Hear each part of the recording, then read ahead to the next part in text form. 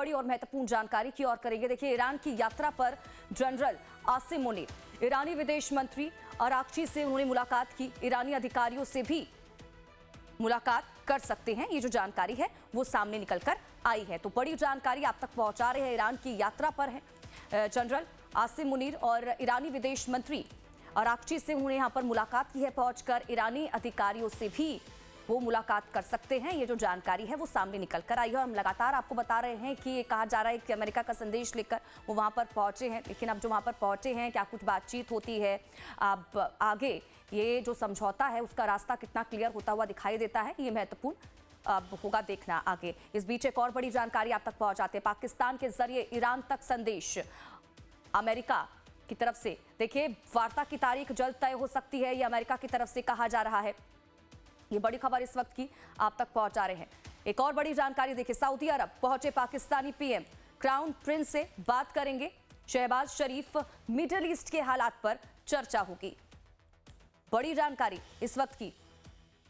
एक तरफ आपको बता दें कि मुनीर जो हैं उनकी मौजूदगी है तेहरान में, तो वहीं दूसरी तरफ सऊदी अरब पहुंचे हैं पाकिस्तानी पीएम, क्राउन प्रिंस से शहबाज शरीफ बात करेंगे और जो चीजें युद्ध में अभी चल रही हैं इन तमाम चीजों को लेकर बातचीत की जाएगी। तो लगातार हमारे साथ गेस्ट जुड़े हुए हैं, अनुज माथुर सर हैं और राजीव रंजन सर भी हमारे साथ जुड़े हुए हैं। जी अनुज सर, मैंने उस दौरान आपको रोक दिया था, अब आप अपनी बात पूरी कर सकते हैं सर। मैं यही बता रहा था कि अब जो बातचीत होगी और शायद यही वो मैसेज लेकर के आसिम मुनीर पहुंचे हुए हैं तेहरान, और उस बातचीत में अमेरिका ये ऑफर करेगा कि आपके ईरान को रीबिल्ड करने का काम, आप उसमें हम मदद करेंगे आपकी, और उससे वो अपना कंट्रोल वहां पर जो है उसको कामयाब रखने में, बरकरार रखने में कामयाब होता हुआ मुझे नजर आ रहा है। और ये होगा या नहीं होगा वो इशू अभी देखने आने वाला समय बताएगा, लेकिन मेरा ये मानना है कि उनका ये उद्देश्य रहेगा कि वो किसी प्रकार से ईरान से चीन को दूर रखें, ताकि वो ना पश्चिम एशिया में जो उनका प्रभुत्व है, प्रभाव है, उसको बनाए रखें। और इतना ज्यादा नुकसान ईरान का हो चुका है कि ईरान को अब तुरंत मुझे लगता है कि इस प्रकार की मदद की और इस प्रकार के रिकंस्ट्रक्शन की जरूरत है। और जब देखिए पहले क्या हो रहा था, जब ईरान का अकेले का हॉर्मुज के ऊपर प्रभुत्व का कंट्रोल था तो वो सेलेक्टिव वेसल्स वहां से निकल रहे थे। अब जो वहां से और ज्यादा इन्होंने कंट्रोल, मैं आपको बता रहा हूं कि जो पहले 24 घंटे में एक भी जहाज वहां से नहीं निकला है। हम बात कर रहे हैं कि वहां पर सब निकल रहे हैं, ये हो रहा है, वो नहीं कर पाएंगे।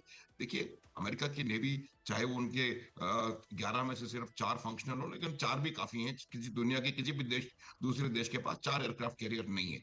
जहां तक सवाल इस चीज का है, वो दबाव, अब उनको पता है कि उनको आर्थिक रूप से ईरान के ऊपर दबाव डालने की आवश्यकता है। मिलिटरली जो उनको करना था वो उन्होंने कर दिया। अब उसके एक चीज और मैं बता रहा हूं आपको कि जो अब ये जो जो वाटर्स होते हैं, वो जहां पर भी 24 नॉटिकल माइल्स से कम डिस्टेंस होता है दो देशों के बीच में, वो आधे आधे आधा आधा आपका टेरिटोरियल वाटर को उसमें माना जाता है। जो ओमान के वाटर्स हैं, ओमान के वाटर्स में ईरान ने शायद माइंस बिछाई हुई है। पहली बात तो किसी दूसरे देश के टेरिटोरियल वाटर्स में आकर के मिसाइल माइंस बिछा देना, ये भी एक बहुत ज्यादा इंटरनेशनल रूल का वायलेशन है। हम बार बार कह रहे हैं कि अमेरिका गलती कर रहा है, वायलेशन कर रहा है। जो ईरान ने किया हुआ है उसको भी हमें सोचने की आवश्यकता है। मैं किसी अमेरिका का पक्षधर नहीं हूं, मैं आपको बता रहा हूं कि ईरान जिस प्रकार से वहां पर इस चीज को कंट्रोल करने की कोशिश कर रहा है, वो भी बिल्कुल सरासर गलत है।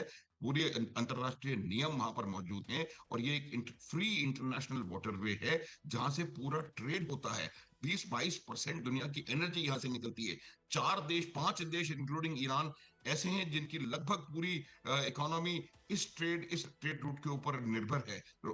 कतर है, बहरीन है, कुवैत है, इराक है। उनके पास और कोई जरिया नहीं है अपना अपना व्यापार बढ़ाने करने के लिए। तो ये चीज बहुत ज्यादा इंपॉर्टेंट है, और इसको बाधित करना मेरे हिसाब से वो एक बहुत बड़ी इंटरनेशनल लॉज का वो था, वायलेशन। एक सेकंड और, तो मैं अब बता जी। रहा हूं कि अब ये जो बात करेंगे, अमेरिका ईरान के रिकंस्ट्रक्शन में मेन भूमिका बनाने की कोशिश करेगा, ताकि वो अपनी प्रेजेंस पश्चिम एशिया में बनाए रखे। और जो एकमात्र जगह थी जहां पर उसका कोई प्रभुत्व नहीं था, जो उसके खिलाफ खड़ा था, ईरान, उसमें भी अपना अपने पैठ पहुंचाए, और वो कोशिश यही करेगा कि चीन और रूस तो खैर आ नहीं सकता, चीन को इससे दूर रखा जाए, क्योंकि चीन ही एक दूसरी ऐसी शक्ति है जो कि 270 बिलियन, आज की जीडीपी ईरान की 300 बिलियन पर आकर के रुक गई है। 270 बिलियन का उसको नुकसान हो चुका है उन्हीं के खुद के हिसाब से, क्योंकि वो कह रहे हैं कि हमको जो रेपरेशन चाहिए वो 270 बिलियन का चाहिए।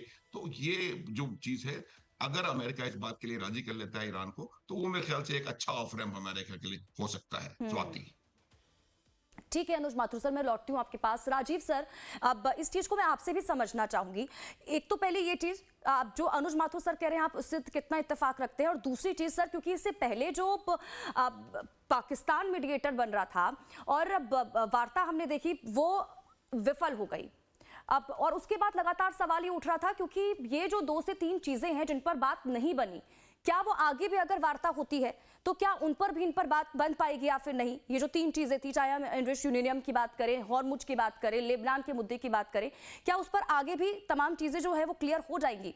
लेकिन अब देखिए, जिस तरह से चाहे हम एनरिच्ड यूरेनियम की बात करें, चलो ठीक है, उस पर अगर ईरान मान भी जाता है, तो जब हम हॉर्मुज की बात करते हैं तो ईरान क्या उस पर मान पाएगा? क्योंकि इसी के बल पर तो वो हम देख रहे हैं किस तरह से युद्ध में डटा हुआ है, वो अमेरिका को लगातार चेतावनी दे रहा है। स्वाति, जैसे मैंने पहले कहा, जो ये यूएस की जो सीज है, नाकेबंदी है, ये बहुत लंबी नहीं चल सकती है, क्योंकि इस यूएस के ऊपर चारों तरफ से काफी प्रेशर आएगा। जो अगर ईरान गलत कर रहा है, वो अगर जो है सही है, तो क्या यूएस भी गलत करेगा? और यूएस जिस तरह से धमकी दे रहा था, जो हम खोल देंगे हॉर्मुज को, और ये तो उनको कंसंट्रेट करना चाहिए हॉर्मुज खोलने के प्रति, नाकेबंदी और जो भी वहां से शिप्स निकल रहे थे वो पूरे बंद हो गए। और साथ में यूएस को भी काफी नुकसान हो रहा है इससे। आप ये मत समझिए जो केवल दुनिया को हो रहा है, आप देख रहे हैं किस तरह यूएस के अंदर महंगाई बढ़ रही है, वहां पर जो है क्रूड के, उनके तेल के दाम किस तरह बढ़ते जा रहे हैं। इसके अलावा एक और पहलू है, ये है सेमीकंडक्टर्स की। ताइवान में जो है सल्फर की, एक तो जो वहां से सल्फर जो है, ये क्रूड के साथ सल्फर भी आता है गल्फ से, गल्फ ऑफ हॉर्मुज या स्ट्रेट ऑफ हॉर्मुज से, वहां से वो नहीं आ पा रहा, उसकी कमी हो रही है। इसके अलावा जो ताइवान की पूरी इलेक्ट्रिक सप्लाई है, जो वहां पर बिजली की जो प्रोडक्शन होती है, वो एलएनजी पर होती है, और कहा जा रहा है कि उनके पास लगभग अब 10 दिन की ही एलएनजी की स्टॉक है। अर्थात वहां पर सेमीकंडक्टर्स की पूरी फैक्ट्री बंद हो जाएगी अगर एलएनजी की वहां पर सप्लाई नहीं हो पाती है तो ये सारा प्रॉब्लम है। आप जितने भी आप देखते हैं, इनके मिसाइल्स की मैन्युफैक्चरिंग हो, जितने भी मिलिट्री इक्विपमेंट्स हैं, आईटी इक्विपमेंट हैं, कंप्यूटर से लेके सारी चीज, सभी जगह सेमीकंडक्टर और प्रोसेसर्स का यूज होता है। अगर वो सप्लाई नहीं आ पाएगा तो क्या यूएस की हालत होगी, ये भी आप समझ सकते हैं। ये भी एक पहलू जोर शोर से आ रहा है। तो जहां तक मैं समझता हूं, देखिए, ये बातचीत होनी है। इसके लिए आप देख रहे हैं यूएस के स्टेटमेंट्स हर रूप में जो वो बेकरार लग रहा है और बातचीत के लिए हर रूप से तैयार है। वो फिर से एक्टिव वॉर में नहीं अपने को इन्वॉल्व करना चाह रहा है। वो कोई न कोई एक फेस सेविंग फॉर्मूला के साथ वहां से निकलना चाह रहा है, जिससे कि दुनिया को, अपने पब्लिक को बता सके जो ठीक है, हमने यहाँ पर ये हासिल किया, हमने उनके न्यूक्लियर प्रोग्राम को बंद करवा दिया है और ईरान कुछ और चीजों पर मान गया है। तो ये चीजें करके वहां से यूएस निकलना चाह रहा है, क्योंकि आगे उसके लिए जो है एक्टिव वॉर सस्टेन करना बहुत ही मुश्किल हो गई है। आपने जिस तरह देखा 500 बिलियन की वहां पर एक्स्ट्रा बजट की मांग की गई, जिसको कांग्रेस अप्रूव नहीं कर रही है, लेके वहां पर नोकिंग प्रोटेस्ट होने लगे। और सबसे बड़ा जो यूएस का नुकसान हुआ है, पूरे दुनिया में वो अलग थलग पड़ गया। इसके जो स्ट्रॉन्गेस्ट, सबसे क्लोजेस्ट एलाइ थे, वो उसका साथ छोड़ दिए हैं और पहली बार इतनी स्ट्रॉन्ग स्टेटमेंट्स दे रहे हैं। यहाँ तक कि इटली की मेलोनी ने धमकी दिया, जो आप हमें इस तरह की नहीं मत बोलो, और वहां के उसके अपोजिशन के लीडर ने भी उनका साथ दिया। आपने हंगरी का देखा, आपने स्पेन का देखा है, यूके के भी जो प्राइम मिनिस्टर जो है वो भी इनके खिलाफ स्टेटमेंट दिए हैं, जो लेबनान में सीज फायर की जाए। जो इजराइल के सब साथ थे, वहां भी इजराइल के खिलाफ बोलने लगे हैं। यहाँ तक कि अरबिया ने अभी स्टेटमेंट दे दिया है, जो हम यूएस का साथ नहीं दे सकते हैं। तो और प्लस बाकी सारे कंट्री देखते हैं, कोई भी इन्होंने इतनी गुहार लगाई, कोई भी हॉर्मुज खोलने के लिए साथ आने के लिए तैयार नहीं हुआ।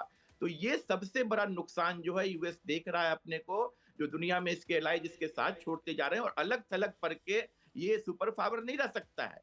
ये अगर सुपर पावर था तो दूसरों के सहारे भी था, इसको आपको मानना पड़ेगा। तो ये चीज हमें, और यूएस इसलिए किसी भी हालत में बेबस लग रहा है जो वो सीज फायर कराए, वहां से एग्जिट करे, और जल्द ही जो है कुछ दिनों में ही जो है सेकेंड राउंड ऑफ टॉक होगी। जी।